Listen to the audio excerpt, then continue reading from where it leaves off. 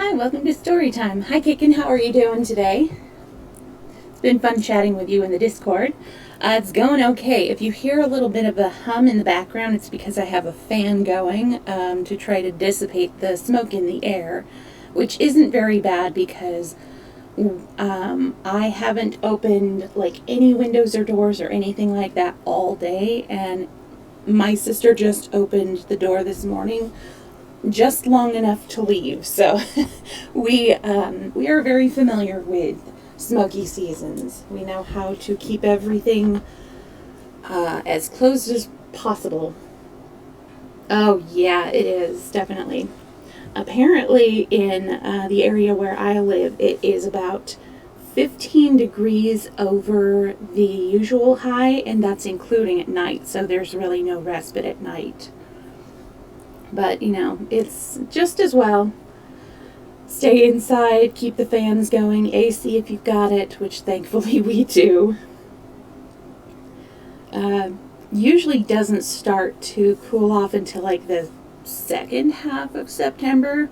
I just wish our area got more moisture in throughout summer, because usually we get our last rains at about mid-April, something like that, and then it doesn't rain again until October.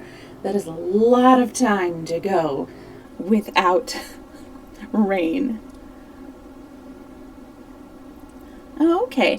I unfortunately don't have Instagram because I don't have a smartphone. So, sometimes it lets me view it, other times it doesn't really.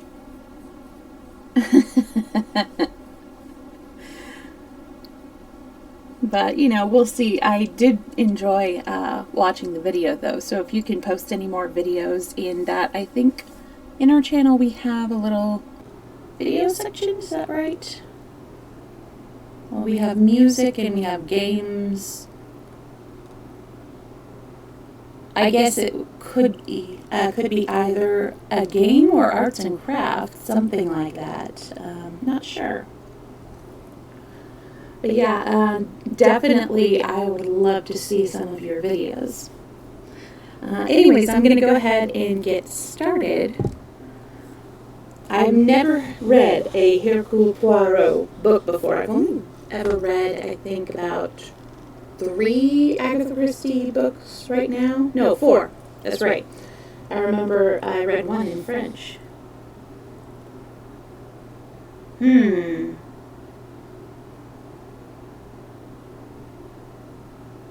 Oh, okay, really. The last time I tried to sign up, they were like, you have to have the Instagram app on your phone. And I'm like, I don't use apps on my phone because it's a flip phone. It is good for the 2 things I use phones for: making phone calls and taking pictures of cats. You'd think I had more pictures of cats on my phone, but it has a maximum of how much room you can take up with pictures, so alas. Anyways, going to start the story now. Chapter 1, I Go to Styles. The intense interest aroused in the public by what was known at the time as the Styles case has now somewhat subsided. Nevertheless, in view of the worldwide notoriety which attended it, I have been asked, both by my friend Poirot and the family themselves, to write an account of the whole story. This, we trust, will effectually silence the sensational rumors which still persist. I will therefore briefly set down the circumstances which led to my being connected with the affair. I had been invalided home from the front, and after spending some months to a rather depressing convalescent home, I was given a month's sick leave. Having no near relations nor friends, I was trying to make up my mind what to do when I ran across John Cavendish. I had seen very little of him for some years. Indeed, I had never known him particularly well. He was a good 15 years my senior for one thing, though he hardly looked his 45 years. As a boy, though, I had often stayed at Styles, his mother's place in Essex. We had a good yarn about all old times, and it ended in his inviting me down to Styles to spend my leave there. The mater will be delighted to see you again. After all those years, he added. Your mother keeps well? I asked. Oh, yes. I suppose you know that she is married again?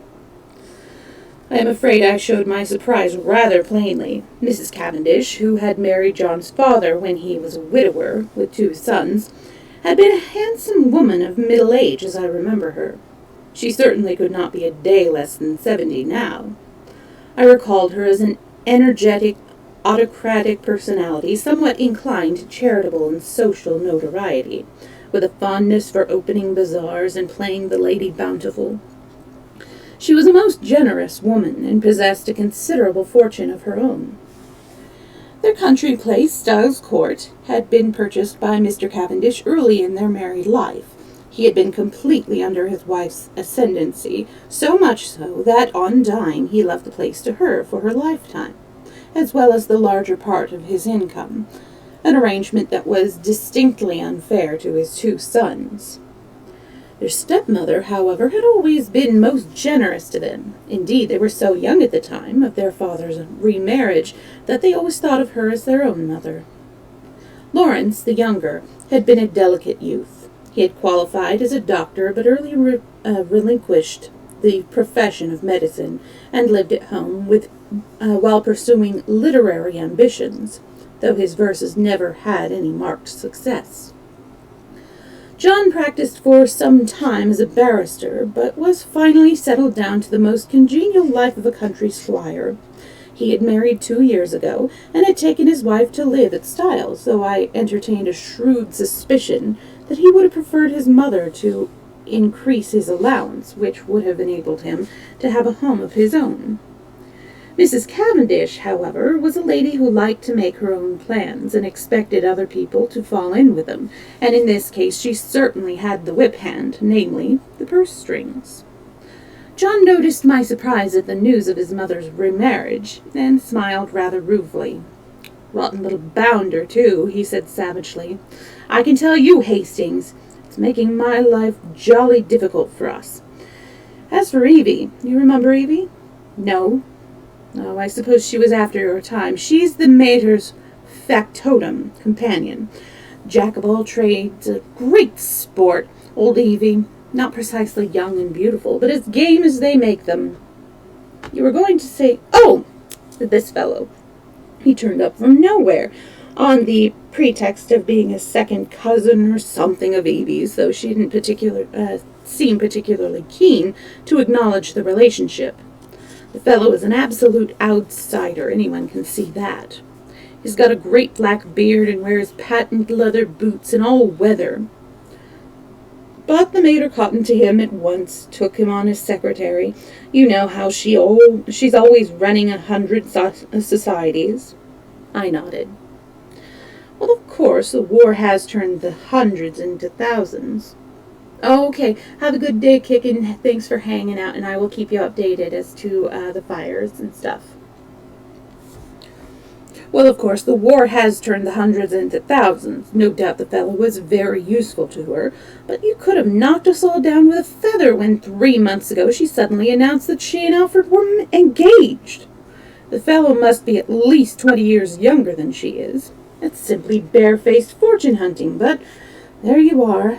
She is her own mistress, and she's married him. Must be a difficult situation for you all. Difficult? It's damnable.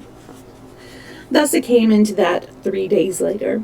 I descended from the train at Styles St. Mary, an absurd little station with no apparent reason for existence, perched up in the midst of green fields and country lanes. John Cavendish was waiting on the platform and piloted me out to the car. Got a drop or two of petrol still, you see, he remarked, mainly owing to the mater's activities. The village of Styles St. Mary was situated about 2 miles from the little station, and Styles Court lay a mile the other side of it. It was a still, warm day in early July. As one looked out over the flat Essex country, lying so green and peaceful under the afternoon sun, it seemed almost impossible to believe that, not so far away, a great war was running into its appointed course. I felt I had suddenly strayed into another world. As we turned in at the lodge gates, John said, "I'm afraid you'll find it very quiet down here, Hastings." "My dear fellow, that's just what I want." "Oh, it's pleasant enough if you want to lead the idle life. I drill the volunteers twice a week and lend a hand at the farms. My wife works regularly on the land. She is up at 5 every morning to milk and keeps it at it steadily until lunchtime. It's a jolly good life taking it all around, if it weren't for that fellow Alfred Inglethorpe." He checked the car suddenly and glanced at his watch. "I wonder if I've got time to pick up Cynthia. No, she'll have started from the hospital by now." "Cynthia? That's not your wife?" "No, Cynthia's a protege of my mother's, the daughter of an old schoolfellow of hers who married a rascally solicitor. He came a cropper, and the girl was left an orphan and penniless. My mother came to the rescue, and Cynthia has been with us nearly 2 years now. She works in the Red Cross Hospital at Tadminster, 7 miles away." As he spoke the last words, he drew up in front of the fine old house, a lady in a stout tweed skirt who was bending over a flower bed, straightening herself at our approach. "Hello, Evie. Here's our wounded hero, Mr. Hastings, Miss Howard." Miss Howard shook hands with a hearty, almost painful grip. I had an impression of very blue eyes and a sunburnt face. She was a pleasant-looking woman of about 40, with a deep voice, almost manly in its stentorian tones, and had a large, sensible, square body with feet to match, these last encased in good, thick boots. Her conversation, I soon found, was couched in the telegraphic style. "Weeds grow like house afire, can't keep 'em even with 'em. Shall press you and better be careful." "I'm sure I shall be only too delighted to make myself useful," I replied. "Don't say it never does. Wish you hadn't later." "You're a cynic, Evie," said John, laughing. "Where's tea today, inside or out?" "Out. Too fine a day to be cooped up in the house." "Come on, then. You've done enough gardening for today. The laborer is worthy of his hire, you know. Come and be refreshed." "Well," said Miss Howard, drawing off her gardening gloves, "I'm inclined to agree with you." She led the way round the house to where tea was spread under the shade of a large sycamore. A figure rose from one of the basket chairs and came a few steps to meet us. "My wife, Hastings," said John. I shall never forget my first sight of Mary Cavendish, her tall, slender form outlined against the bright light, the vivid sense of slumbering fire that seemed to find expression only in those wonderful tawny eyes of her, remarkable eyes, different from any other woman's that I have ever known. The intense power of stillness she possessed, which nevertheless conveyed the impression of a wild, untamed spirit in an exquisitely civilized body, all these things are burnt into my memory. I shall never forget them. She greeted me with a few words of pleasant welcome in a low, clear voice, and I sank into a basket chair, feeling distinctly glad that I had accepted John's invitation. Mrs. Cavendish gave me some tea, and her few quiet remarks heightened my first impression of her as a thoroughly fascinating woman. An appreciative listener is always stimulating, and I described in a humorous manner certain incidents of my convalescent home, in a way which I flatter myself greatly amused my hostess. John, of course, good fellow though he is, could hardly be called a brilliant conversationalist. At that moment a well-remembered voice floated through the open French window near at hand. "Then you'll write to the princess after tea, Alfred? I'll write to Lady Tadminster for the second day myself, or shall we wait till we hear from the princess, in case of a refusal Lady Tadminster might open it the first day, and Mrs. Crosby the second. Then there's the Duchess, about the second fete. There was the murmur of a man's voice, and then Mrs. Inglethorpe rose in reply. Yes, certainly, after tea will do quite well. You are so thoughtful, Alfred, dear. The French window swung open a little wider, and a handsome, white-haired old lady, with a somewhat masterful cast of features, stepped out of it into the lawn. A man followed her, a suggestion of deference in his manner. Mrs. Inglethorpe greeted me with effusion. Why, if it isn't too delightful to see you again, Mr. Hastings, after all these years. Alfred, darling, Mr. Hastings, my husband. I looked with some curiosity at Alfred Darling. He certainly struck a rather alien note. I did not wonder at John's objecting to his beard. It was one of the longest and blackest I have ever seen. He wore gold-rimmed pince-nez and had a curious impassivity of feature. It struck me that he might look natural on a stage, but was strangely out of place in real life. His voice was rather deep and unctuous. He placed a wooden hand in mine and said, "This is my pleasure, Mr. Hastings," then turned to his wife. "Emily, dearest, I think that cushion is a little damp." She beamed fondly at him as he substituted another with every demonstration of the tenderest care. Strange infatuation of an otherwise sensible woman. With the presence of Mr. Inglethorpe, a sense of constraint and veiled hostility seemed to settle down upon the company. Miss Howard, in particular, took no pains to conceal her feelings. Mrs. Inglethorpe, however, seemed to notice nothing unusual. Her volubility, which I remember of old, had lost nothing in the intervening years, and she poured out a steady flood of conversation, mainly on the subject of the forthcoming bazaar, which she was organizing, and which was to take place shortly. Occasionally she referred to her husband over a question of days or dates. His watchful and attentive manner never varied. From the very first I took a firm and rooted dislike to him, and I flatter myself that my first judgments are usually fairly shrewd. Presently Mrs. Inglethorpe turned to give some instructions about letters to Evelyn Howard, and her husband addressed me in his painstaking voice. "Soldiering your regular profession, Mr. Hastings?" "No, for the war I was in Lloyd's." "And you will return there after it is over?" "Perhaps. Either that or a fresh start altogether." Mary Cavendish leaned forward. "What would you really choose as a profession if you could just consult your inclination?" "Well, that depends." "No secret hobby?" she asked. "Tell me you're drawn to something." "Everyone is, usually something absurd." "You'll laugh at me." She smiled. "Perhaps." "Well, I've always had a secret hankering to be a detective." "The real thing? Scotland Yard or Sherlock Holmes?" "Oh, Sherlock Holmes by all means, but really, seriously, I am awfully drawn to it. I came across a man in Belgium once, a very famous detective, and he quite inflamed me. He was a marvelous little fellow. He used to say that all that a good detective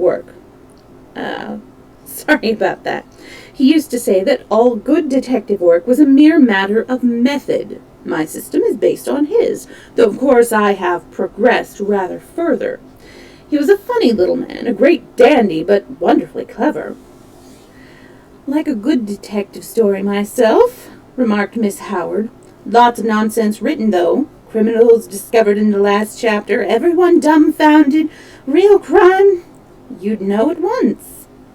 "There have been a great number of undiscovered crimes," I argued. "Don't mean the police, but the people that are right in it. The family. You couldn't really hoodwink them, they'd know." "Then," I said, much amused, "you think that if you were mixed up in a crime, say a murder, you'd be able to spot the murderer right off?" "Of course I should. Might be able to prove it to a pack of lawyers, but I'm certain I'd know. I'd feel it in my fingertips if he came near me." "It might be a she," I suggested. "Might. But murder's a violent crime. Associate it more with a man." Not in a case of poisoning. Mrs. Cavendish's clear voice startled me. Dr. Bauerstein was saying yesterday that, owing to a general ignorance of the more uncommon poisons among the medical profession, there were probably countless cases of poisoning quite unsuspected. Why, Mary, what a gruesome conversation, cried Mrs. Inglethorpe. It makes me feel as if a goose were walking over my grave. Oh, there's Cynthia! A young girl in VAD uniform ran lightly across the lawn. Why, Cynthia, you were late today. This is Mr. Hastings, Miss Murdoch. Cynthia Murdoch was a fresh-looking young creature, full of life and vigor. She tossed off her little VAD cap, and I admired the great loose waves of her autumn hair and the smallness and whiteness of the hand she held out to claim her tea. With dark eyes and eyelashes, she would have been a beauty. She flung herself down on the ground beside John, and as I handed her a plate of sandwiches, she smiled up at me. Sit down here on the grass. It's ever so much nicer. I dropped down obediently. You work at Tadminster, don't you, Miss Murdoch? She nodded. For my sins. Don't they bully you, then? I asked, smiling. I should like to see them, cried Cynthia with dignity. I've got a cousin who is nursing, I remarked. She is terrified of sisters. I don't wonder. Sisters are, you know, Mr. Hastings. They simply are. You've no idea. But I'm not a nurse, thank heaven. I work in the dispensary. How many people do you poison? I asked, smiling. Cynthia smiled too. Oh, hundreds, she said. Cynthia, cried Mrs. Inglethorpe, do you think you could write a few notes for me? Certainly, Aunt Emily. She jumped up promptly, and something in her manner reminded me that her position was a dependent one, and that Mrs. Inglethorpe, kind as she might be in the main, did not allow her to forget it. My hostess turned to me. John will show you your room. Supper is at 7:30.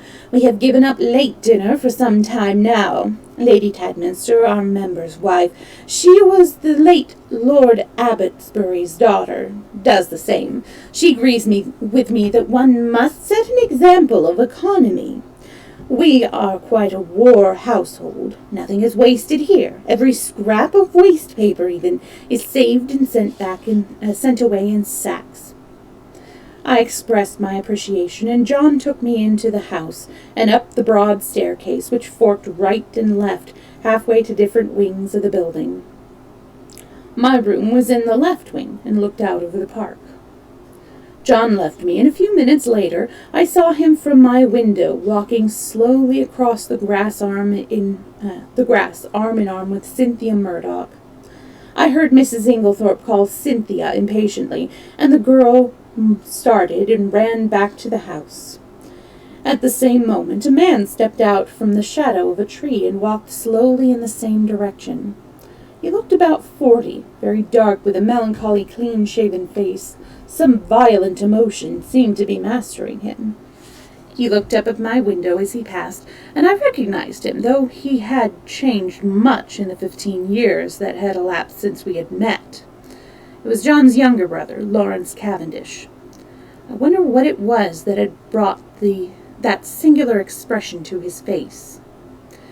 Then I dismissed him from my mind and returned to the contemplation of my own affairs. The evening passed pleasantly enough, and I dreamed that night of that enigmatical woman, Mary Cavendish. The next morning dawned bright and sunny, and I was full of the anticipation of a delightful visit. I did not see Mrs. Cavendish until lunchtime, when she volunteered to take me for a walk, and we spent a charming afternoon roaming in the woods, returning to the house about 5. As we entered the large hall, John beckoned us both into the smoking room. I saw at once by his face that something disturbing had occurred. We followed him in, and he shut the door after us. Look here, Mary. There's the deuce of a mess. Evie's had a row with Alfred Inglethorpe, and she's off. Evie? Off?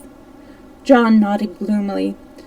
Yes, you should see she went to the mater, and, oh, here's Evie herself.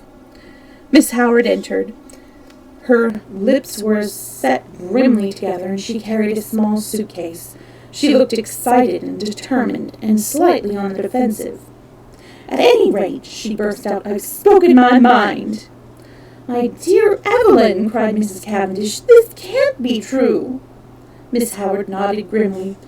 "True enough, Alfred, afraid I said some things to Emily she won't forget to forgive in a hurry.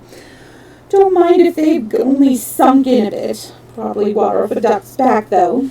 I said right out, "You're an old woman, Emily, and there's no fool like an old fool. The man's 20 years younger than you, and don't you fool yourself as to what he's married you for. Money! Well, don't let him have too much of it. Farmer Rakes has got a very pretty young wife. Just ask your Alfred how much time he spends over there." She was very angry. "Natural," I went on. "I'm going to warn you whether you like it or not. That man would as soon murder you in your bed as look at you. He's a bad lot. You can say what you like to me, but remember what I've told you. He's a bad lot." "What did she say?" Miss Howard made an extremely expressive grimace. "Darling Alfred, dearest Alfred, wicked calumnies, wicked lies, wicked woman, to accuse her dear husband. The sooner I left her house, the better. So I'm off." "But not now. This minute." For a moment we sat and stared at her. Finally, John Cavendish, finding his persuasions of no avail, went off to look up the trains. His wife followed him, murmuring something about persuading Mrs. Inglethorpe to think better of it. As she left the house, Miss Howard's face changed. She leaned towards me eagerly. "Mr. Hastings, you're honest. I can trust you." I was a little startled.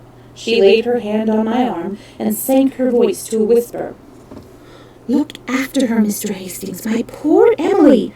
There were a lot of sharks, all of them. Oh, I know what I'm thinking about.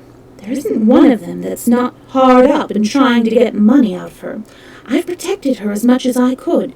Now I'm out of the way, they'll impose upon her." "Of course, Miss Howard," I said. "I'll do everything I can, but I'm sure you're excited and overwrought." She interrupted me by slowly shaking her forefinger. "Young man, trust me. I've lived in the world rather longer than you have. All I ask you is to keep your eyes open. You'll see what I mean." The throb of the motor came through the open window, and Miss Howard rose and moved to the door. John's voice sounded outside. With her hand on the handle, she turned her head over her shoulders and beckoned to me. "Above all, Mr. Hastings, watch that devil, her husband." There was no time for more. Miss Howard was swallowed up in an eager chorus of protests and goodbyes. The Inglethorpes did not appear. As the motor drove away, Mrs. Cavendish suddenly detached herself from the group and moved across the drive to a lawn to meet a tall, bearded man who had been evidently making for the house. The color rose in her cheeks as she held out her hand to him. "Who's that?" I asked sharply, for instinctively I distrusted the man. "It's Dr. Bauerstein," said John shortly. "And who's Dr. Bauerstein?" "He's staying in the village doing a rest cure after a bad nervous breakdown. He's a London specialist, a very clever man. One of the greatest living experts on poisons, I believe." "And he's a great friend of Mary's," put in Cynthia, the irrepressible. John Cavendish frowned and changed the subject. "Come for a stroll, Hastings. This has been a most rotten business. She always had a rough tongue, but there's no stauncher friend in England than Evelyn Howard." He took the path through the plantation, and we walked down to the village through the woods which bordered one side of the estate. As we passed through one of the gates on our way home again, a pretty young woman of gypsy type coming in the opposite direction bowed and smiled. "That's a pretty girl," I remarked appreciatively. John's face hardened. "That is Mrs. Rakes." "The one that Miss Howard—" "Exactly," said John, with rather unnecessary abruptness. I thought of the white-haired old lady in the big house, and that vivid, wicked little face that had just smiled into ours, and a vague chill of foreboding crept over me. Sorry. I brushed it aside. Styles is really a glorious old place, I said to John. He nodded rather gloomily. Yes, it's a fine property. It'll be mine some day, should be mine now by rights, but my father had only made a decent will. If my father had only made a decent will. And then I shouldn't be so damned hard up as I am now. Hard up, are you? My dear Hastings, I don't mind telling you that I'm at my wit's end for money. Couldn't your brother help you? Lawrence? He's gone through every penny he ever had, publishing rotten verses and fancy bindings. No, we're an impecunious lot. That is a word. No, we're an impecunious lot. My mother's always been awfully good to us, I must say. That is, up to now. Since her marriage, of course. He broke off, frowning. For the first time I felt that, with Evelyn Howard, something indefinable had gone from the atmosphere. Her presence had spelt security. Now that security was removed, and the air seemed rife with suspicion. The sinister face of Dr. Bauerstein recurred to me unpleasantly. A vague suspicion of everyone and everything filled my mind. Just for a moment I had a premonition of approaching evil.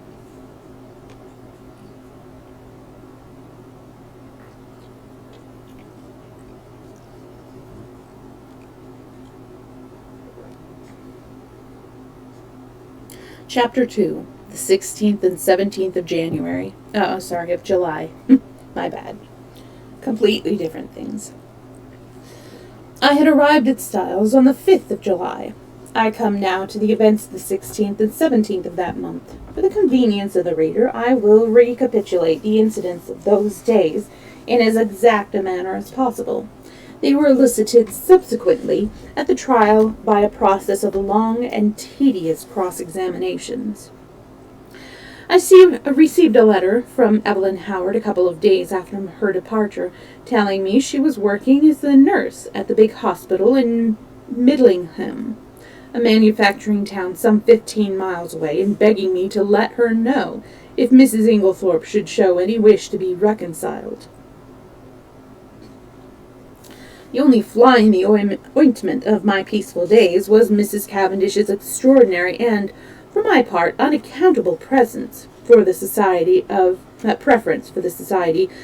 Bauerstein. What she saw in the man I cannot imagine, but she was always asking him up to the house, and often went off for long expeditions with him. I confess that I was quite unable to see his attraction. The 16th of July fell on a Monday. I'm going to keep doing that, aren't I? It was a day of turmoil. The famous bazaar had taken place on Saturday, and an entertainment in connection with the same charity, at which Mrs. Inglethorpe was to recite a war poem, was to be held that night. We were all busy during the morning arranging and decorating the hall in the village where it was to take place. We had a late luncheon and spent the afternoon resting in the garden. I noticed that John's manner was somewhat unusual. He seemed very excited and restless. After tea, Mrs. Inglethorpe went to lie down to rest before her efforts in the evening, and I challenged Mary Cavendish to a single at tennis. About 7:15, Mrs. Inglethorpe called us that we should be late. As supper were. Oh goodness. About 7:15, Mrs. Inglethorpe called to us that we should be late, as supper was early that night. We had rather a scramble to get ready in time, and before the meal was over, the motor was waiting at the door. The entertainment was a great success. Mrs. Inglethorpe's recitation received tremendous applause. There were also some tableaux in which Cynthia took part. She did not return with us, having been asked to a supper party, and to remain the night with some friends who had been acting with her in the tableau. The following morning, Mrs. Inglethorpe stayed in bed to breakfast, as she was rather overtired, but she appeared in her briskest mood about 12:30, and swept Lawrence and myself off to a luncheon party. Such a charming invitation from Mrs. Rolleston, Lady Tadminster's sister, you know. Such a charming invitation from Mrs. Rolleston, Lady Tadminster's sister, you know. The Rollestons came over with the Conqueror, one of our oldest families. Mary had excused herself on the plea of an engagement with Dr. Bowerstein. We had a pleasant luncheon, and as we drove away, Lawrence suggested that we should return to Tadminster, which was barely a mile out of our way, and pay a visit to Cynthia in her dispensary. Mrs. Inglethorpe replied that this was an excellent idea, but as she had several letters to write, she would drop us there, and we could come back with Cynthia in the pony trap. We were detained under suspicion by the hospital porter until Cynthia appeared to vouch for us, looking very cool and sweet in her long white overall. She took us up to her sanctum and introduced us to her fellow dispenser, a rather awe-inspiring individual whom Cynthia cheerily addressed as Nibs. "What a lot of bottles!" I exclaimed as my eye traveled round the small room. "Do you really know what's in them all?" "Say something original," groaned Cynthia. "Every single person who comes up here says that. We are really thinking of bestowing a prize on the first individual who does not say it. What a lot of bottles." "Hi, Marius. Good to see you." Or Marius. Sorry. Let's see. Now I need to find my place again. Sorry about that. "Say something original," groaned Cynthia.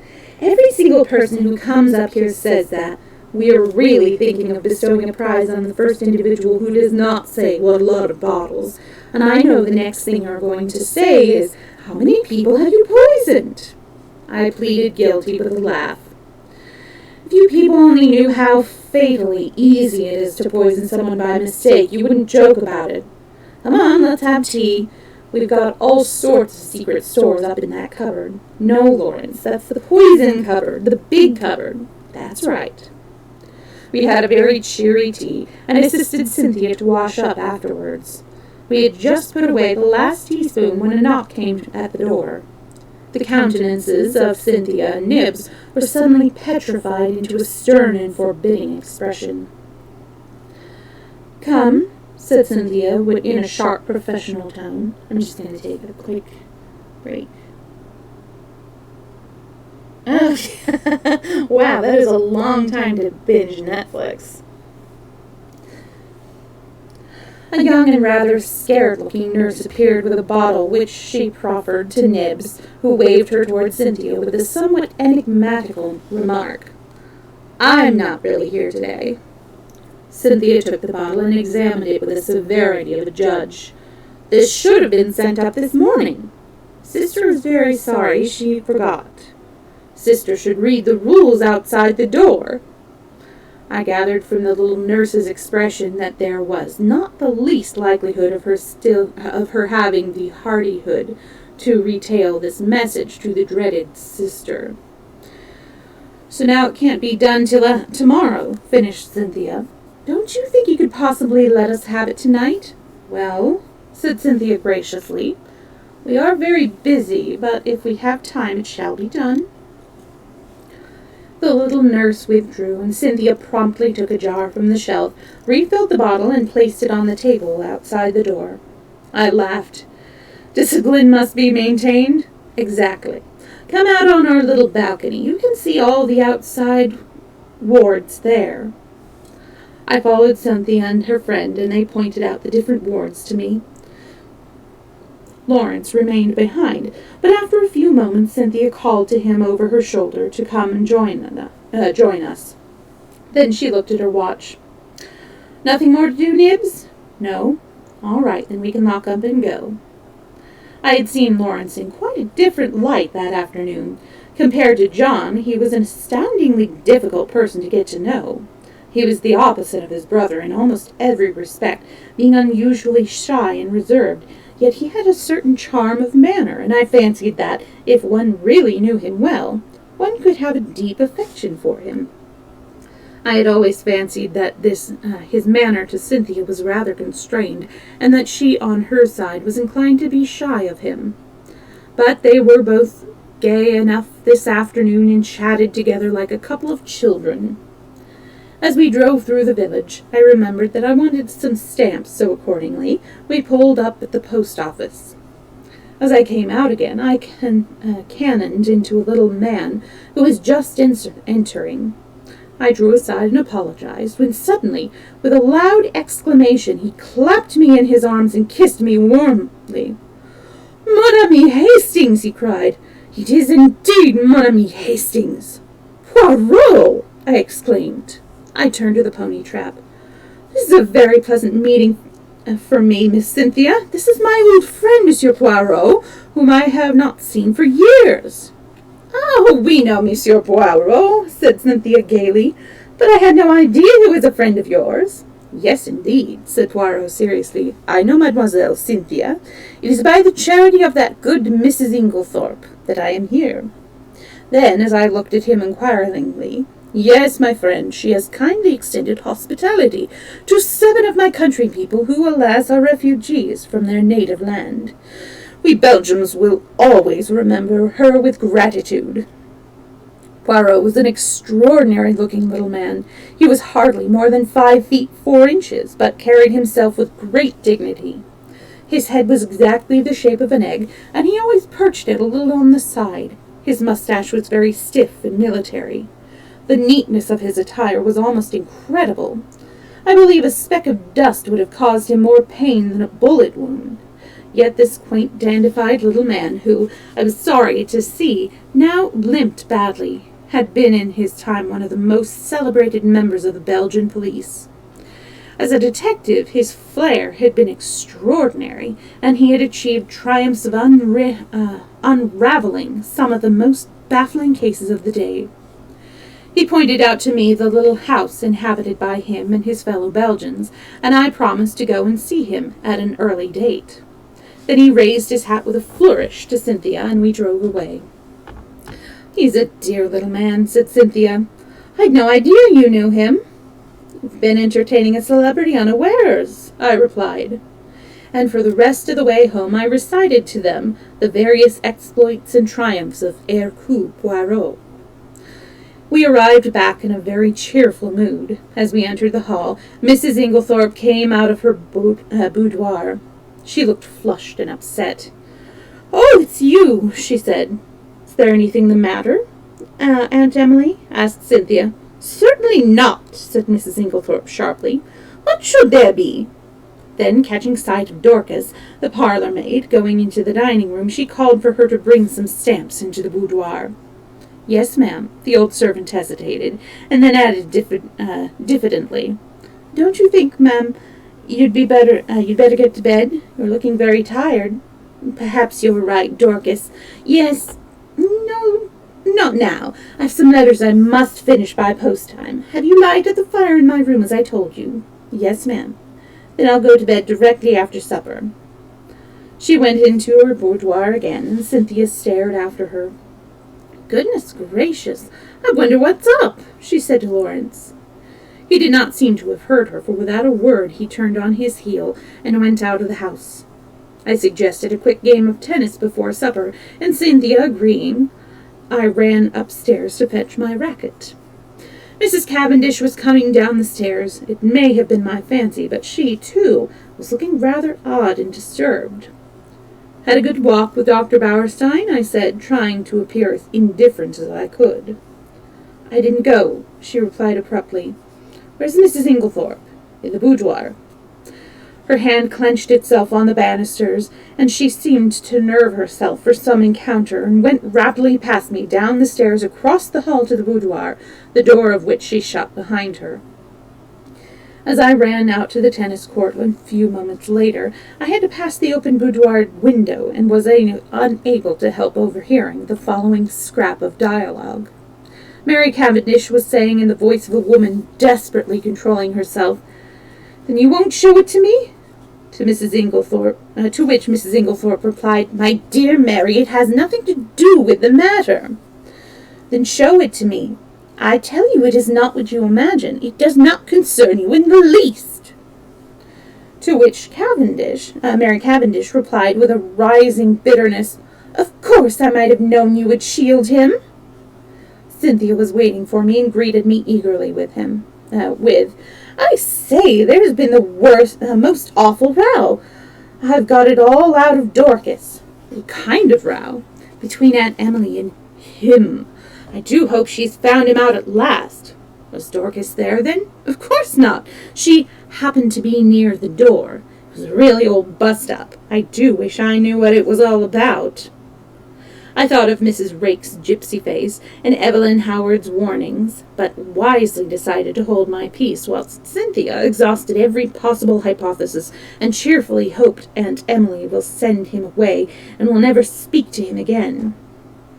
I was anxious to get hold of John, but he was nowhere to be seen. Evidently. Okay, I hope you have a good night. Sorry I didn't reply. But yeah, I understand that when you get into a good show, it's hard to stop. So I hope you have a good night. I'll see you next time. You can catch the rest of this on my YouTube. That will be up there. Let's see. I was anxious to get hold of John, but he was nowhere to be seen. Evidently something very momentous had occurred that afternoon. I tried to forget the few words I had overheard, but do what I would, I could not dismiss them altogether from my mind. What was Mary Cavendish's concern in the matter? Mr. Inglethorpe was in the drawing-room when I came down to supper. His face was impassive as ever, and the strange unreality of the man struck me afresh. Mrs. Inglethorpe came down at last. She still looked agitated, and during the meal there was a somewhat constrained silence. Inglethorpe was unusually quiet.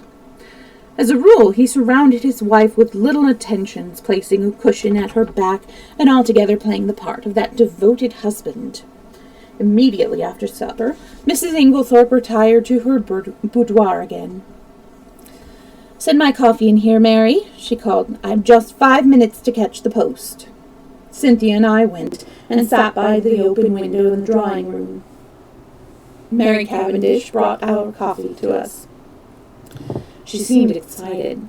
"Do you young people want lights, or do you enjoy the twilight?" she asked. "Will you take Mrs. Inglethorpe her coffee, Cynthia? I will pour it out." "Do not trouble, Mary," said Inglethorpe. "I will take it to Emily." He poured it out and went out of the room, carrying it carefully. Lawrence followed him, and Mrs. Cavendish sat down by us. We three sat for some time in silence. It was a glorious night, hot and still. Mrs. Cavendish fanned herself gently with a palm leaf. "It's almost too hot," she murmured. "We shall have a thunderstorm. Alas, that these harmonious moments can never endure." My paradise was rudely shattered by the sound of a well-known and heartily disliked voice in the hall. "Dr. Bowerstein!" exclaimed Cynthia. "What a funny time to come!" I glanced jealously at Mary Cavendish, but she seemed quite undisturbed. The delicate pallor of her cheeks did not vary. In a few moments, Alfred Inglethorpe had ushered the doctor in, the latter laughing and protesting that he was in no fit state for a drawing-room. In truth, he presented a sorry spectacle, being literally plastered with mud. "What have you been doing, doctor?" cried Mrs. Cavendish. "I must make my apologies," said the doctor. "I did not really mean to come in, but Mr. Inglethorpe insisted." "Well, Bowerstein, you are in a plight," said John, strolling in from the hall. "Have some coffee, and tell us what you have been up to." "Thank you, I will." He laughed rather ruefully as he described how he had discovered a very rare species of fern in an inaccessible place, and in his efforts to obtain it, had lost his footing and slipped ignominiously into a neighboring pond. "The sun soon dried me out," he said, "but I'm afraid my appearance is very disreputable." At this juncture, Mrs. Inglethorpe called to Cynthia from the hall, and the girl ran out. "Just carry up my despatch case, will you, dear? I'm going to bed." The door into the hall was a wide one. I had risen when Cynthia did. John was close by me. There were, therefore, 3 witnesses who could swear that Mrs. Inglethorpe was carrying her coffee, as yet untasted, in her hand. My evening was utterly and entirely spoiled by the presence of Dr. Bauerstein. It seemed to me the man would never go. He rose at last, however, and I breathed a sigh of relief. "I'll walk down to the village with you," said Mr. Inglethorpe. "I must see our agent over these estate accounts." He turned to John. "No one need sit up. I will take the latchkey."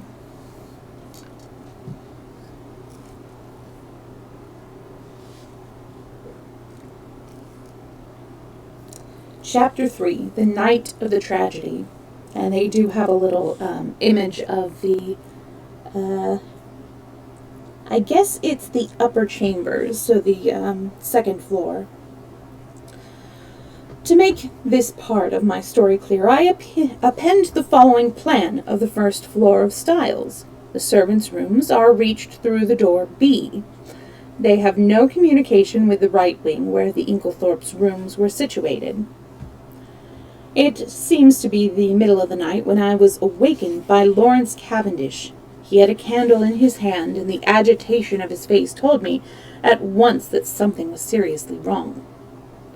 "What's the matter?" I asked, sitting up in bed and trying to collect my scattered thoughts.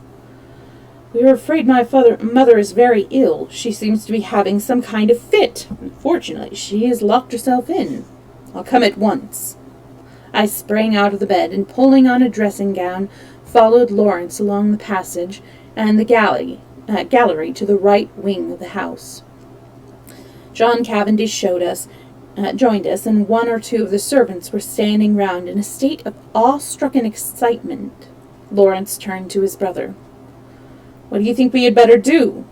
Never, I thought, had this indecision of character been more apparent. John rattled the handle of Mrs. Inglethorpe's door violently, but with no effect. It was obviously locked or bolted on the inside. The whole household was aroused by now. The most alarming sounds were audible from the interior of the room. Clearly something must be done. "I'm going through Mr. Inglethorpe's room, sir," cried Dorcas. "Oh, the poor mistress!" Suddenly I realized that Alfred Inglethorpe was not with us, that he alone had given no sign of his presence. John opened the door of his room. It was pitch dark, but Lawrence was following with the candle, and by its feeble light we saw that the bed had not been slept in, and that there was no sign of the room having been occupied. We went straight to the connecting door. That, too, was locked or bolted on the inside. What was to be done? "Oh, dear, sir," cried Dorcas, wringing her hands. "Whatever shall we do?" "We must try and break the door in, I suppose. It'll be a tough job, though. Here, let one of the maids go down and wake Bailey and tell him to go to Dr. Wilkins at once. Now then, we'll have to try the door. Half a moment, though. Isn't there a door into Miss Cynthia's room?" "Yes, sir, but that's always bolted. It's never been undone." "Well, we might just see." He ran rapidly down the corridor to Cynthia's room. Mary Cavendish was there, shaking the girl, who must have been an unusually sound sleeper, and trying to wake her. In a moment or 2 he was back. "No good, that's bolted too. We must break in the door. I think this one is a shade less solid than the one in the passage." We strained and heaved together. The framework of the door was solid, and for a long time it resisted our efforts. But at last we felt it give beneath our weight, and finally, with a resounding crash, it was burst open. We stumbled in together, Lawrence still holding his candle. Mrs. Inglethorpe was lying on the bed, her whole form agitated by violent convulsions, in one of which she must have overturned the table beside her. As we entered, however, her limbs relaxed, and she fell back upon her pillow. John strode across the room and lit the gas. Turning to Annie, one of the housemaids, he sent her downstairs to the dining room for brandy. Then he went across to his mother, whilst I unbolted the door that gave on the corridor. I turned to Lawrence to suggest that I had better leave them now, that there was no further need of my services, but the words were frozen on my lips. Never have I seen such a ghastly look on any man's face. He was white as chalk. The candle he held in his shaking hand was sputtering onto the carpet, and his eyes, petrified with terror, or some such kindred emotion, flared fixedly over my head at a point on the farther wall. It was as though he was it was as though he had seen something that turned him to stone. I instinctively followed the direction of my eyes, but I could see nothing unusual. The still feebly flickering ashes in the grate, and the row of prim ornaments on the mantelpiece were surely harmless enough. The violence of Mrs. Inglethorpe's attack seemed to be passing. She was able to speak in short gasps. "Better now. Oh, very sudden. How stupid of me to lock myself in." A shadow fell on the bed, and, looking up, I saw Mary Cavendish standing near the door with her arm around Cynthia. She seemed to be supporting the girl, who looked utterly dazed and unlike herself. Her face was heavily flushed, and she yawned repeatedly. "Poor Cynthia is quite frightened," said Mrs. Cavendish in a low, clear voice. She herself, I noticed, was dressed in her white land smock. Then it must be later than I thought. I saw that a faint streak of daylight was showing through the curtains of the window, and that the clock on the mantelpiece pointed to close upon 5 o'clock. A strangled cry from the bed startled me. A fresh access of pain seized the unfortunate old lady. The convulsions were of violence, terrible to behold. Everything was confusion. We thronged round her, powerless to help or alleviate. A final convulsion lifted her from the bed until she appeared to rest upon her head and her heels, with her body arched in an extraordinary manner. In vain Mary and John tried to administer more brandy. The moments flew. Again the body arched itself in that peculiar fashion. At that moment Dr. Bauerstein pushed his way authoritatively into the room. For one instant he stopped dead, staring at the figure on the bed, and at the same instant Mrs. Inglethorpe cried out in a strangled voice, her eyes fixed on the doctor. "Alfred! Alfred!" Then she fell back motionless on the pillows. With a stride the doctor reached the bed, and seizing her arms worked them energetically, applying what I knew to be artificial respiration. He issued a few short, sharp orders to the servants. An imperious wave of his hand drove us all to the door. We watched him, fascinated, though I think we all knew in our hearts that it was too late and that nothing could be done now. I could see by the expression of his face that he himself had little hope. Finally he abandoned his task, shaking his head gravely. At that moment we heard footsteps outside, and Dr. Wilkins, Mrs. Inglethorpe's own doctor, a portly, fussy little man, came bustling in. In a few words Dr. Bauerstein explained how he had happened to be passing the lodge gates as the car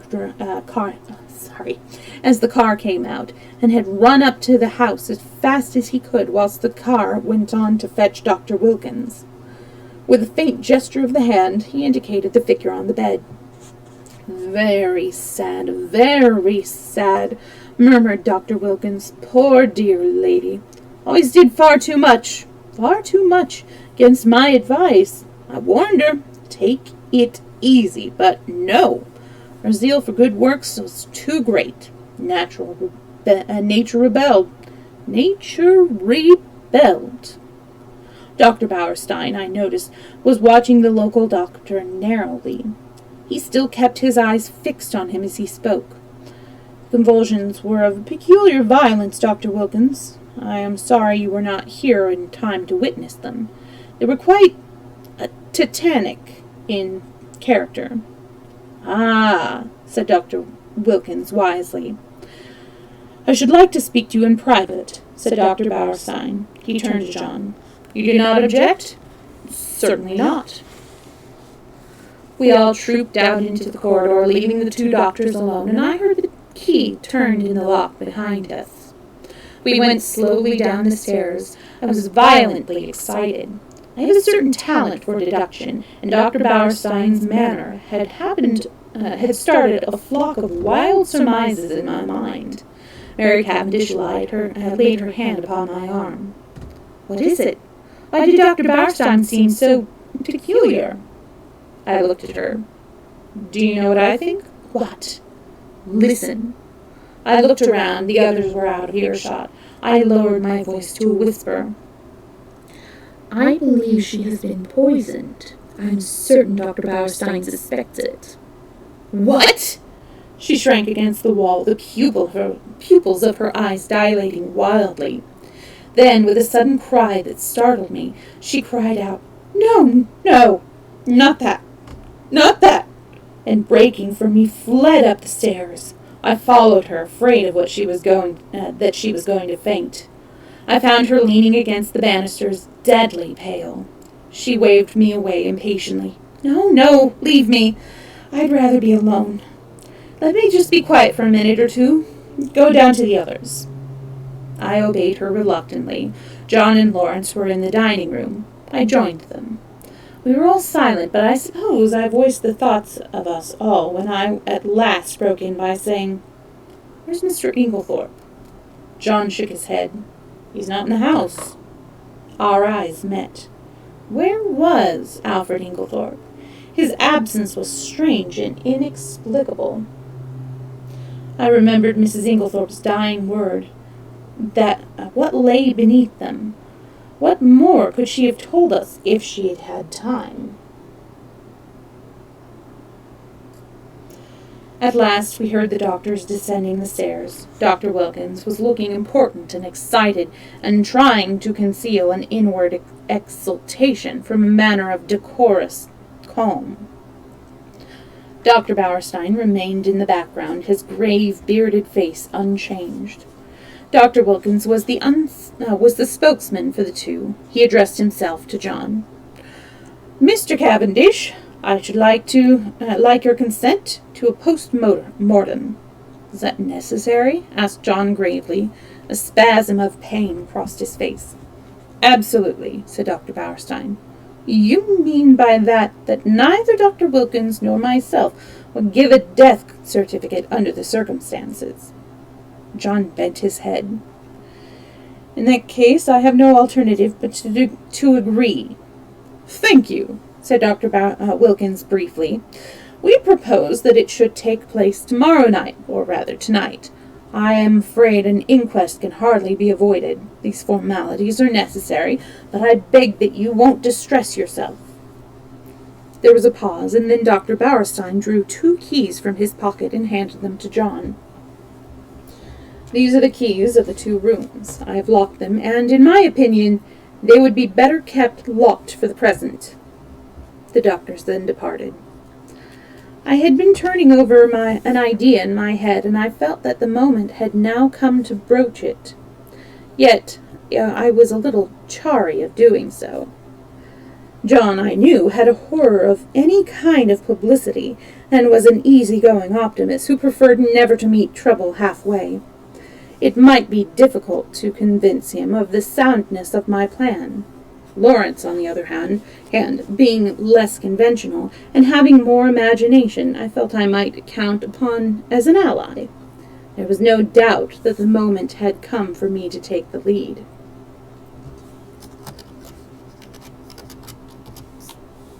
Oh, hang on a second. There we go. "John," I said, "I'm going to ask you something." "Well?" "You remember my speaking of my friend Poirot, the Belgian, who is here? He has been a most famous detective." "Yes. I want you to let me call him in to investigate the matters." "What, now? Before the post-mortem?"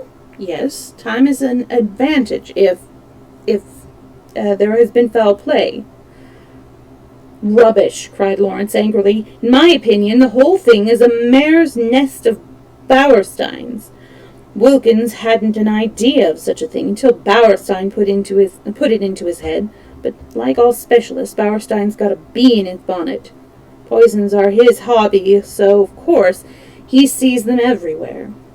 I confess that I was surprised by Lawrence's attitude. He was so seldom vehement about anything. John hesitated. I can't feel as you do, Lawrence, he said at last. I'm inclined to give Hastings a free hand, though I should prefer to wait a bit. You don't want any unnecessary scandal. No, no, I cried eagerly. You need have no fear of that. Poirot is discretion itself. Very well, then. Have it your own way. I leave it in your hands, though if it were as we suspect, it seems a clear enough case. God forgive me if I am wronging him. I looked at my watch. It was 6 o'clock. I determined to lose no time. 5 minutes later, 5 minutes delay, however, I allowed myself. I spent it in ransacking the library until I discovered a medical book which gave a description of strychnine poisoning. So there's a chapter break. Hello, Corel. How are you doing? I hope that work was all right. Suppose I got that command wrong. Let's see.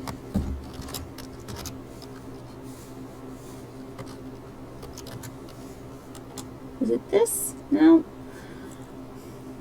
I got, was it Nightbot or something like that? Oh, yeah. You were, up fairly early. Huh. I wonder why the commands aren't working. That's very strange. I'll have to look into that. But yes, I did my homework that you had set me. I set some commands. All right.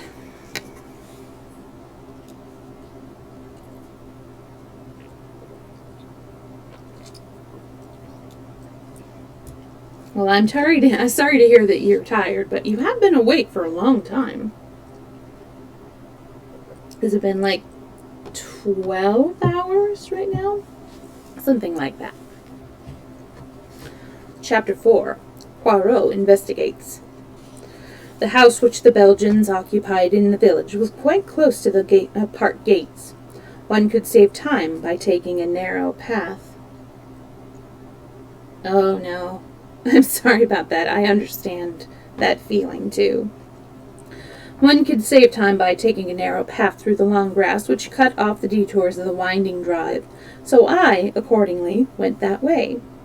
I had nearly reached the lodge when my attention was arrested by the running figure of a man approaching me. It was Mr. Inglethorpe. Where had he been? How did he intend to explain his absence? He accosted me eagerly. My God, this is terrible! My poor wife! I've only just heard. Where have you been? I asked. Denby kept me late last night. It was 1 o'clock before we'd finished, and I found that I'd forgotten the latchkey after all. I didn't want to arouse the household, so Denby gave me a bed. How did you hear the news? I asked. Wilkins knocked Denby up to tell me. My poor Emily!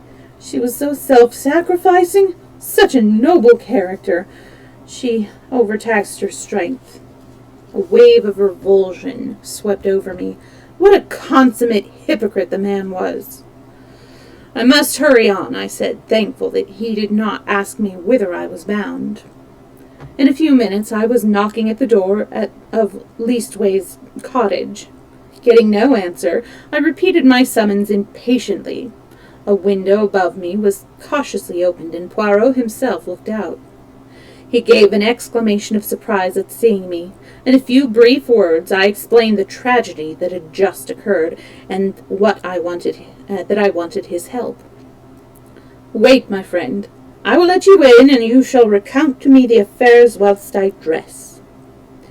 In a few moments he had unbarred the door, and I followed him up to his room. There he installed me in a chair, and I related the whole story, keeping back nothing, and omitting no circumstance, however insignificant, whilst he himself made a careful and deliberate toilet. I told him of my awakening, of Mrs. Inglethorpe's dying words, of her husband's absence, of the quarrel the day before, of the scrap of conversation between Mary and her mother-in-law, that I had overheard, of the former quarrel between Mrs. Inglethorpe and Evelyn Howard, and of the latter's innuendos. I was hardly as clear as I could wish. I repeated myself several times, and occasionally had to go back to some detail that I had forgotten. Poirot smiled kindly on me. "Mind is confused? Is it not so? Take time, mon ami. You are agitated. You are excited. It is but natural. Presently, when we are calmer, we will arrange the facts neatly, each in his proper place. We will examine and reject. Those of importance we will put on one side. Those of no importance, poof!" He screwed up his cherub-like face and puffed comically enough. "Blow them away." "That's all very well," I objected, "but how are we going to decide what is important and what isn't? That always seems the difficulty to me." Poirot shook his head energetically. He was now arranging his mustache with exquisite care. "Not so. Voyons. One fact leads to another, so we continue. Does the next fit in with that? Merveilleux. Good. We can proceed. This next little fact, no. Ah, that is curious. There is something missing, a link in the chain that is not there. We examine, we search, and that little curious fact, that possibly paltry little detail that will not tally, we put it here." He made an extravagant gesture with his hand. "It is significant. It is tremendous." "Yes." "Ah." Poirot shook his forefinger so fiercely at me that I quailed before it. "Beware. Peril to the detective who says, 'It is so small, it does not matter. It will not agree. I will forget it.' That way lies confusion. Everything matters." "I know. You always told me that. That's why I have gone into all the details of this thing, whether they seem to be irrelevant or not. And I am pleased with you. You have a good memory, and you have given me the facts faithfully. Of the order in which you present them, I say nothing. Truly, it is deplorable. But I make allowances. You are upset. To that I attribute the circumstance that you have omitted one fact of paramount importance." "What is it?" I asked. "You have not told me if Mrs. Inglethorpe ate well last night." I stared at him. Surely the war had affected the little man's brain. He was carefully engaged in brushing his coat before putting it on, and seemed wholly engrossed in the task. "I don't remember," I said. "And anyways, I don't see—" "You do not see? But it is of the first importance." "I can't see why," I said, rather nettled. "As far as I can remember, she didn't eat much. She was obviously upset, and it had taken her appetite away. That was only natural." "Yes," said Poirot thoughtfully, "it was only natural." He opened a drawer and took out a small despatch case, then turned to me. "Now, I am ready. We will proceed to the chateau and study matters on the spot. Excuse me, mon ami, you're dressed in haste, and your tie is on one side, permit me." With a deft gesture, he arranged it. "Ça y est. Now we shall start." We hurried up the village and turned in at the lodge gates. Poirot stopped for a moment and gazed sorrowfully over the beautiful expanse of park, still glittering with morning dew. So beautiful, and yet the poor family plunged in sorrow, prostrated with grief. He looked at me keenly as he spoke, and I was aware that I reddened under his prolonged gaze. Was the family prostrated by grief? Was the sorrow at Mrs. Inglethorpe's death so great? I realized that there was an emotional lack in the atmosphere. The dead woman had not the gift of commanding love. Her death was a shock and a distress, but she would not be passionately regretted. Poirot seemed to follow my thoughts. He nodded his head gravely. "No, you are right," he said. "It is not as though there was a blood tie. She has been kind and generous to these Cavendishes, but she was not their own mother. Blood tells. Always remember that. Blood tells." "Poirot," I said, "I wish you would tell me why you wanted to know if Mrs. Inglethorpe ate Well, last night. I have been turning it over in my mind, but I can't see how it has anything to do with the matter." He was silent for a moment or two as we walked along, but finally he said, "I do not mind telling you, though as you know it is not my habit to explain until the end is reached. The present contention is that Mrs. Inglethorpe died of strychnine poisoning, presumably administered in her coffee." "Yes." "Well, what time was the coffee served?" "About 8 o'clock." "Therefore she drank it between then and 8:30, certainly not much later." "Well, strychnine is a fairly rapid poison. Its effects would be felt very soon, probably in about an hour. Yet, in Mrs. Inglethorpe's case, the symptoms do not manifest themselves until 5 o'clock the next morning. 9 hours! But a heavy meal, taken at about the same time as the poison, might retard its effects, though hardly to that extent. Still, it is a possibility to be taken into account. According to you, she ate very little for supper, and yet the symptoms do not develop until early the next morning. Now, that is a curious circumstance, my friend. Something may arise at the autopsy to explain it. In the meantime, remember it." As we neared the house, John came out and met us. His face looked weary and haggard. "This is a very dreadful business, Monsieur Poirot," he said. "Hastings has explained to you that we are anxious for no publicity? I comprehend perfectly. You see, it is only suspicion so far. We have nothing to go upon." "Precisely. It is a matter of precaution only." John turned to me, taking out his cigarette case and lighting a cigarette as he did so. "You know that fellow Inglethorpe is back?" "Yes, I met him." John flung the match into an adjacent flower bed, a proceeding which was too much for Poirot's feelings. He retrieved it and buried it neatly. "It's jolly difficult to know how to treat him." "That difficult will not exist long," pronounced Poirot. "A difficulty." John looked puzzled, not quite understanding the portent of this cryptic saying. He handed the 2 keys which Mr. Bauerstein had given him to me. "Show Monsieur Poirot everything he wants to see." "The rooms are locked?" asked Poirot. Dr. Bauerstein considered it advisable. Poirot nodded thoughtfully. "Then he is very sure. Well, that simplifies matters for me." We went up together to the room of the tragedy. For convenience, I append a plan of the room and the principal artifacts of the furniture in it, articles of furniture in it, and they give another picture of a floor plan. Poirot locked the door on the inside and proceeded to a minute inspection of the room. He darted from one object to the other with the agility of a grasshopper. I remained by the floor, fearing to obliterate any clues. Poirot, however, did not seem grateful to me for my forbearance. "What have you, my friend?" he cried, "that you remain there like, how do you say it? Yes, the stuck pig." I explained that I was afraid of obliterating my footsteps. "Footmarks?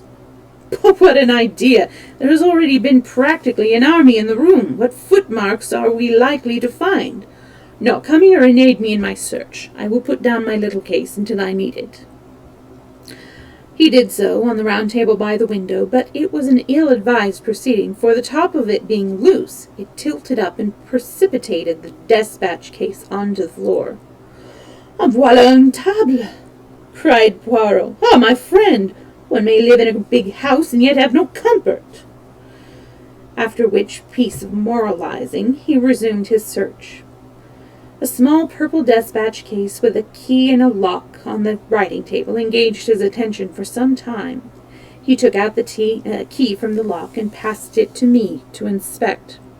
I saw nothing peculiar, however. It was an ordinary key of the Yale type, and with a bit of twisted wire through the handle.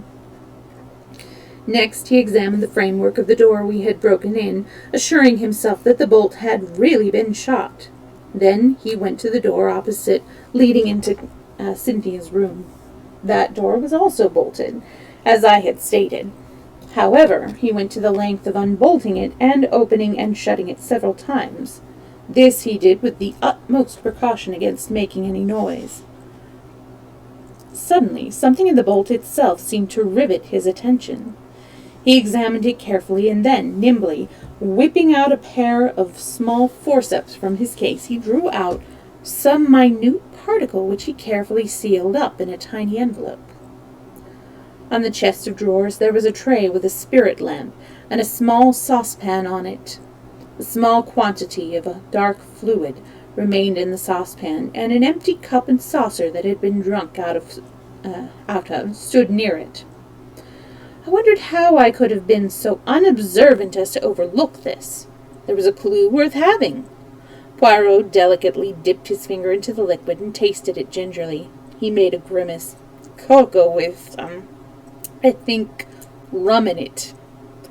He passed on to the debris on the floor, where the table by the bed had been overturned. A reading lamp, some books, matches, a bunch of keys, and the crushed fragments of a coffee cup lay scattered about. "Ah, this is curious," said Poirot. "I must confess that I see nothing particularly curious about it." "You did not? Observe the lamp. The chimney is broken in 2 places. They lie there as they fell. But see, the coffee cup is absolutely smashed to powder." "Well," I said wearily, "I suppose someone must have stepped on it." "Exactly," said Poirot in an odd voice. "Someone stepped on it." He rose from his knees and walked slowly across to the mantelpiece, where he stood abstractedly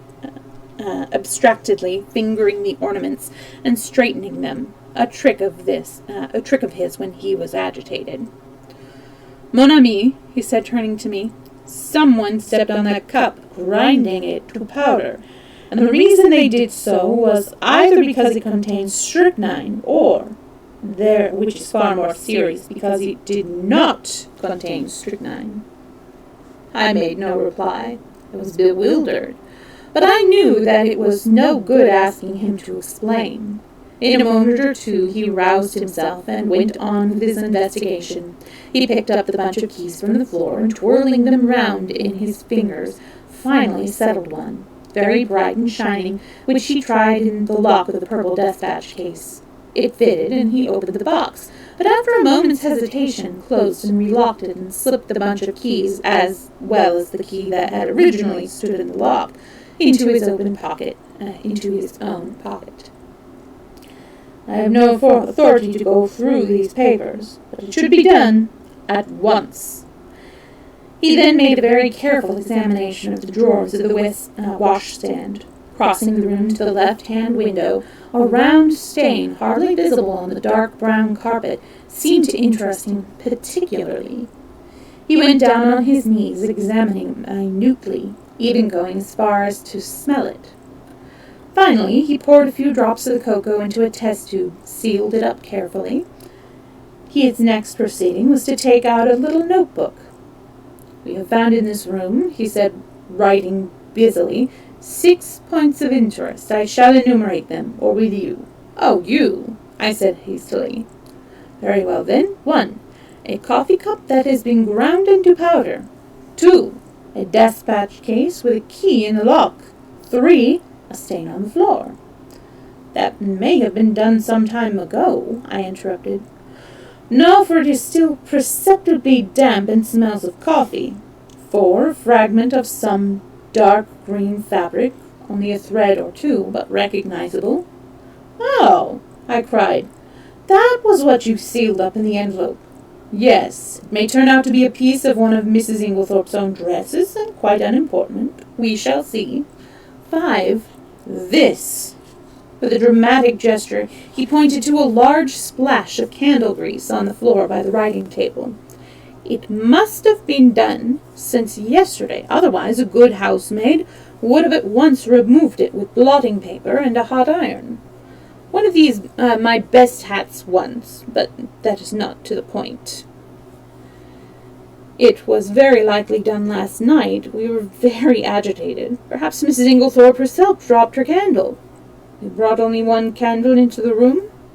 Yes, Lawrence Cavendish was carrying it, but he was very upset. He seemed to see something over here. I indicated the mantelpiece that absolutely paralyzed him. That is interesting, said Poirot quickly. Yes, it is suggestive. His eyes sweeping the whole length of the wall. But it was not his candle that made this great patch, for you perceive that this is white grease, whereas Monsieur Lawrence's candle, which is still on the dressing table, is pink. On the other hand, Mrs. Inglethorpe had no candlestick in the room, only a reading lamp. Then I said, what do you deduce? To which my friend only made a rather irritating reply, urging me to use my own natural faculties. And the sixth point? I asked. I suppose it is the sample of cocoa. No, said Poirot thoughtfully. I must have included that in the sixth, but I did not. No, the sixth point I will keep to myself for the present. He looked quickly round the room. There is nothing more to be done here, I think, unless... He stared earnestly and long at the dead ashes in the grate. The fire burns, and it destroys... But by chance, there might be... Let's see. Deftly on hands and knees, he began to sort the ashes from the grate into the fender, handling them with the greatest caution. Suddenly, he gave a faint exclamation. The forceps, Hastings! I quickly handed them to him, and with skill he extracted a small piece of half-charred paper. Mon ami, he cried. What do you think of that? I scrutinized the fragment. This is an exact reproduction of it. I'll type it in chat. That's 2 L's. I was puzzled. It was unusually thick, quite unlike ordinary note paper. Suddenly, an idea struck me. Poirot! I cried. This is a fragment of a will. Exactly. I looked at him sharply. You're not surprised? No, he said gravely. I expected it. I relinquished the piece of paper and watched him put it away in his case. So I suppose that's part of last will and testament. Let's see. I relinquished the piece of paper and watched him put it away in his case with the same methodical care that he bestowed on everything. My brain was a whirl. What was this complication of a will? Who had destroyed it? The person who had left the candle grease on the floor? Obviously. But how had anyone gained admission? All the doors had been bolted on the inside. Now, my friend, said Poirot briskly, we will go. I should like to ask a few questions of the parlour maid. Dorcas, her name is it not? We passed through Alfred Inglethorpe's room, and Poirot delayed long enough to make a brief but fairly comprehensive examination of it. We went out through the door, locking both it and that of Mrs. Inglethorpe's room as before. I took him down to the boudoir, which he had expressed a wish to see, and went myself in search of Dorcas. When I returned with her, however, the boudoir was empty. Poirot, I cried, where are you? I am here, my friend. He had stepped outside the French window and was standing, apparently lost in admiration, before the various shaped flower beds. Admirable, I murmured. Admirable. What symmetry! Observe that crescent and those diamonds. Their neatness rejoices the eye. The spacing of the plants also is perfect.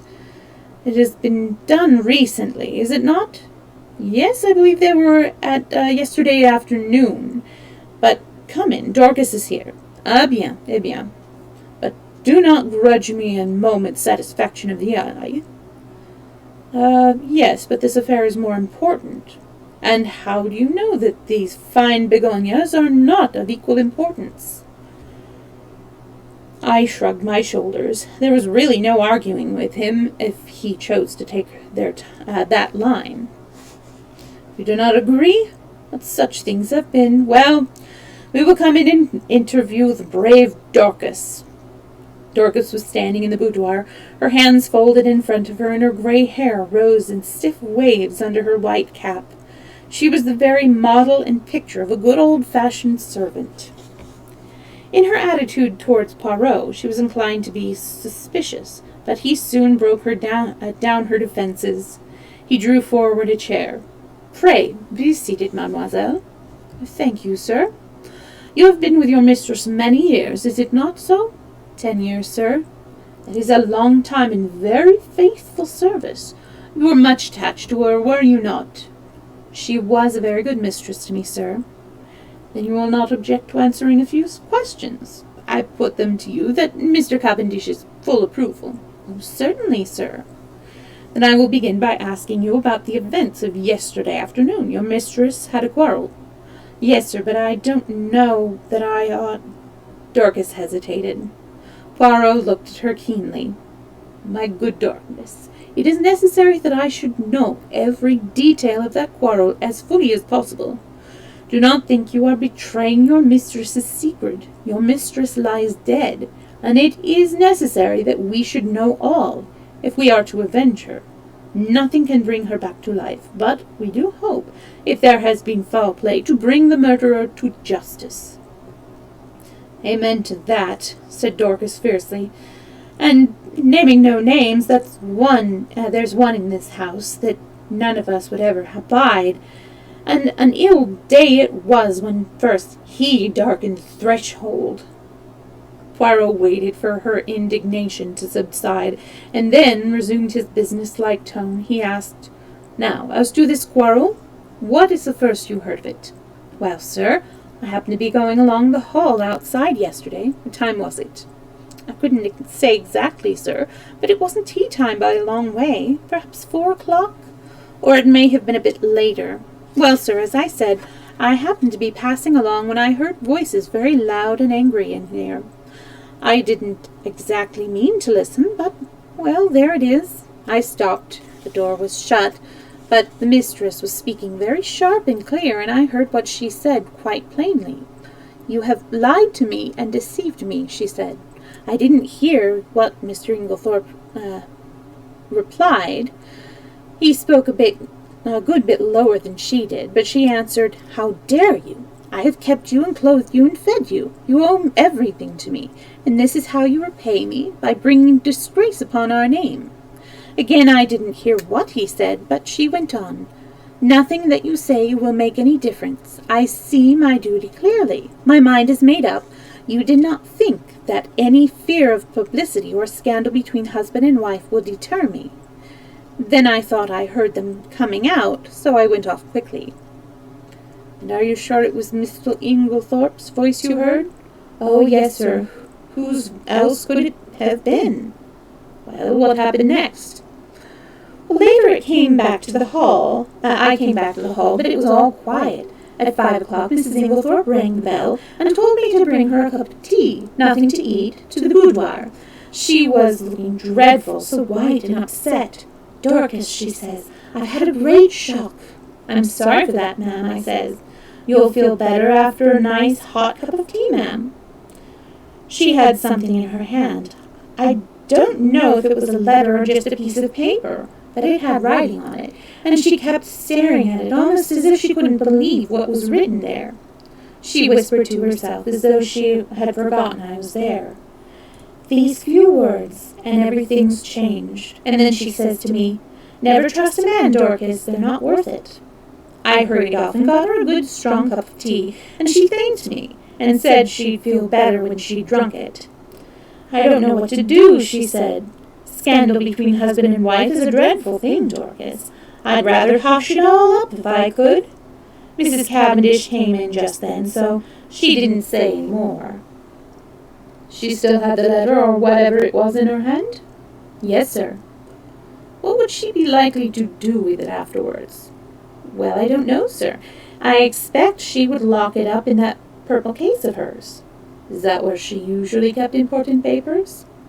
"Yes, sir. She brought it down with her every morning, and took it up every night."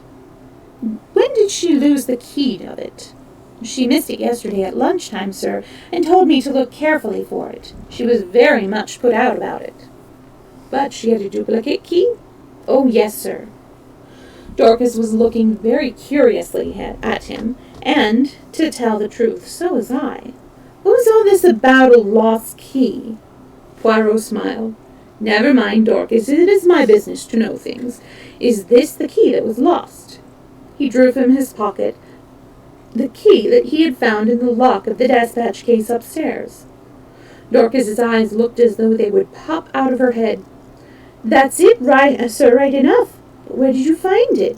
I looked everywhere for it. Ah, but you see it was not in the same place yesterday as it was today. Now, to pass to another subject, had your mistress a dark green dress in her wardrobe? Dorcas was rather startled by the unexpected question. No, sir. Are you quite sure? Oh, yes, sir. Has anyone else in the house got a green dress? Dorcas reflected. Miss Cynthia has a green evening dress. Light or dark green? Light green, sir. Sort of a chiffon, they call it. Ah, that is not what I want. And nobody else has anything green? No, sir, not that I know of. Poirot's face did not betray a trace of whether he was disappointed or otherwise. He merely remarked, Good. We will leave that and pass on. Have you any reason to believe that your mistress was likely to take a sleeping powder last night? Not last night, sir. I know she didn't. Why do you know so goodness. Why do you know so positively? Because the box was empty. She took the last one 2 days ago, and she didn't have any more made up. You are quite sure of that? Positive, sir. Then that is cleared up. By the way, your mistress didn't ask you to sign any paper yesterday. To sign a paper? No, sir. When Mr. Hastings and Mr. Lawrence came in yesterday evening, they found your mistress busy writing letters. I suppose you can give me no idea to whom these letters were addressed? I'm afraid I couldn't, sir. I was out in the evening. Perhaps Annie could tell you, though she's a careless girl. She cleared the coffee cups away last night. That's what happened when I'm not here to look after things. Oh, never cleared the coffee cups away last night. Poirot lifted his head. Since they have been left, Dorcas, leave them a little longer, I pray. I should like to examine them. Very well, sir. What time did you go out last evening? About 6 o'clock, sir. Thank you, Dorcas. That is all I have to ask you. He rose and strolled to the window. I have been admiring these flower beds. How many gardeners are employed here, by the way? Only 3 now, sir. 5 we had before the war, when it was kept as a gentleman's place should be. I wish you could have seen it then, sir. A fair sight it was. But now there's only old Manning and young William and a new-fashioned woman gardener in breeches and such like. Ah, these are dreadful times. The good times will come again, Dorcas. At least we hope so. Now, will you send Annie to me here? Yes, sir. Thank you, sir. How did you know that Mrs. Inglethorpe took sleeping powders? I asked in lively curiosity as Dorcas left the room. And about the lost key and the duplicate. One thing at a time. As to the sleeping powders, I knew by this. He suddenly produced a small cardboard box, such as chemists use for powder. Where did you find it? In the washstand drawer in Mrs. Inglethorpe's bedroom. It was number 6 of my catalogue. But I suppose, as the last powder was taken 2 days ago, it is not much of much importance. Well, probably not, but do you notice anything that strikes you as peculiar about this box? I examined it closely. No, I can't say that I do. Look at the label. I read the label carefully. 1 powder had to be taken at bedtime if required. Mrs. Inglethorpe. If required. Mrs. Inglethorpe. No, I see nothing unusual. Not the fact that there is no chemist's name? Oh, I exclaimed, to be sure that is odd. Have you ever known a chemist to send out a box like that without his printed name? No, I can't say that I have. I was becoming quite excited, but Poirot damped my ardor by remarking, "Yet the explanation is quite simple. So do not intrigue yourself, my dear." My friend, my dear. An audible creaking proclaimed the approach of Annie, so I had no time to reply. Annie was a fine, strapping girl, and was evidently laboring under intense excitement, mingled with a certain ghoulish enjoyment of the activity of the tragedy. Poirot came to the point at once, with a business-like briskness. "I sent for you, Annie, because I thought you might be able to tell me something about the letters Mrs. Inglethorpe wrote last night. How many were there? And can you tell me any of the names and addresses?" Annie considered. "There were 4 letters, sir. One was to Miss Howard, and one was to Mr. Wells, the lawyer, and the other 2 I don't think I remember, sir. Oh, yes, one was to Ross's, the caterers in Tadminster. The other one, don't remember." "Think," urged Poirot. Annie racked her brain in vain. "I'm sorry, sir, but it's clean gone. I don't think I can have noticed it." Sorry, taking a sip. "It does not matter," said Poirot, not betraying any sign of disappointment. "Now, I want to ask you about something else. There is a saucepan in Mrs. Inglethorpe's room with some cocoa in it. Did she have that every night?" "Yes, sir. It was put in her room every evening, and she warmed it up in the night, whenever she fancied it." "What was in it? Plain cocoa?" "Yes, sir. Made with milk, with a teaspoon of sugar, and 2 teaspoons of rum in it." "Who took it to her room?" "I did, sir." "Always?" "Yes, sir." "At what time?" "When I went to draw the curtains, as a rule, sir." "Did you bring it straight up from the kitchen, then?" "No, sir. You see, there's not much room on the gas stove, so cook used to make it early, before setting the vegetables on for supper. Then I used to bring it up and put it on the table by the swing door, and take it into her room later." "The swing door is in the left wing, is it not?" "Yes, sir." "And the table? Is it on this side of the door, or on the farther, servant's side?" "It's this side, sir." "What time did you bring it up last night?" "About 7:15, I should say, sir." "And when did you take it into Mrs. Inglethorpe's room?" When I went to shut up, sir, about 8 o'clock. Mrs. Inglethorpe came up to bed before I'd finished." "Then between 7:15 and 8 o'clock, the cocoa was standing on the table in the left wing?" "Yes, sir." Annie had been growing redder and redder in the face, and she now blurted out unexpectedly, "And if there was salt in it, sir, it wasn't me. I never took the salt near it."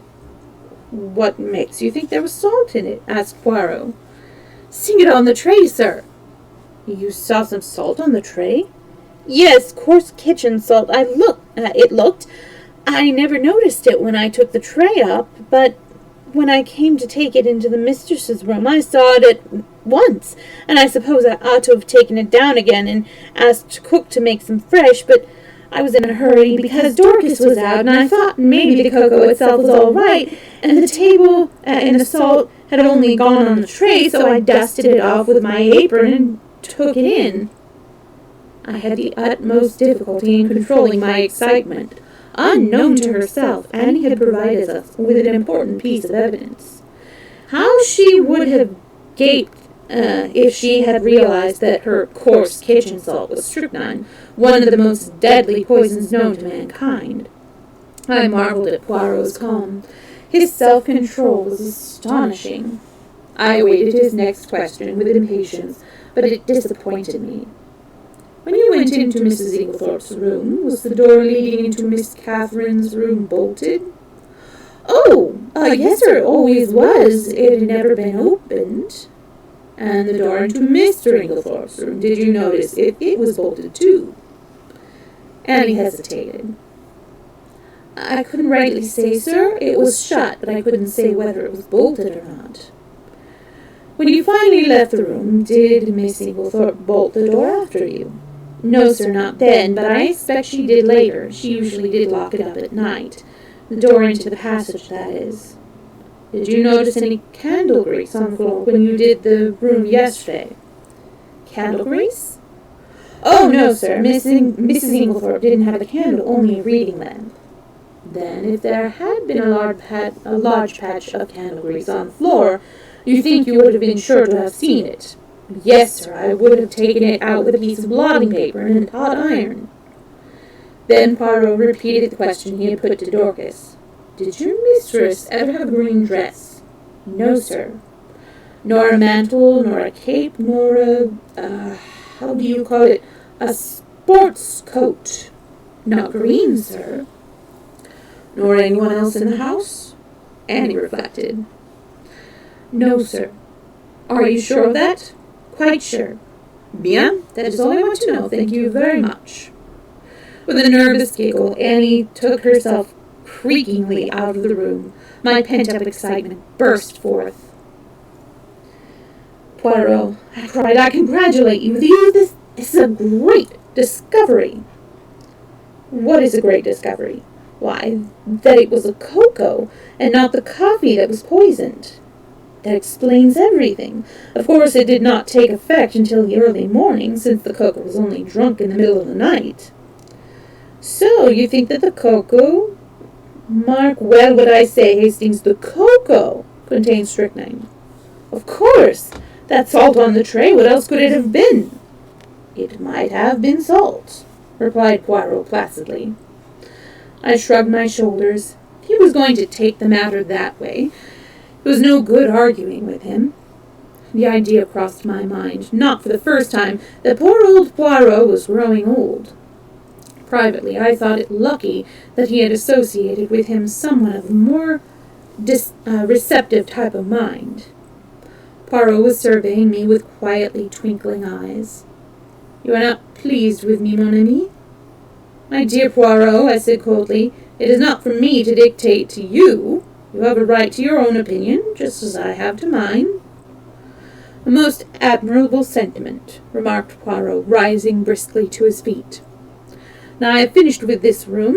By the way, whose is the smaller desk in the corner? Mr. Inglethorpe's. Ah! He tried the roll-up tentatively. Locked, but perhaps one of Mrs. Inglethorpe's keys would open it. He tried several, twisting and turning them with a practised hand, and finally uttered an ejaculation of satisfaction. Voila!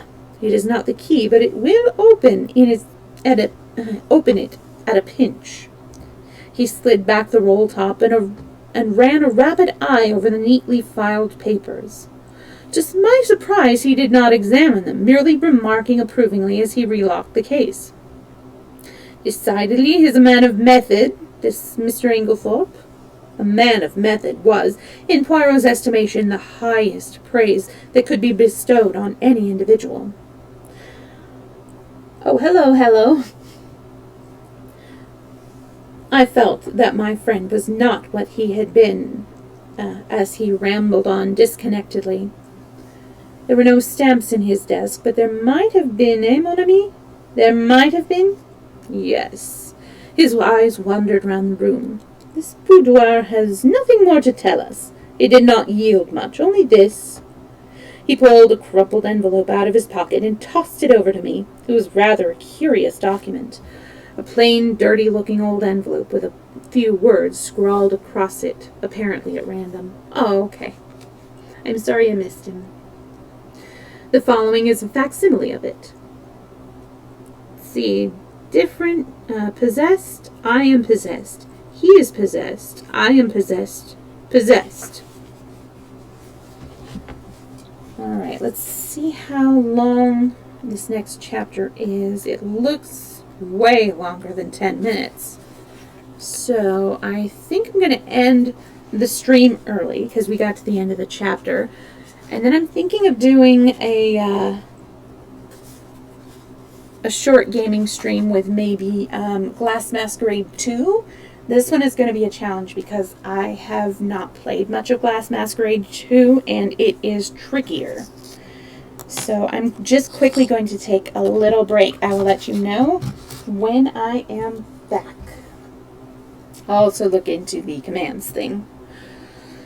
I'll be right back.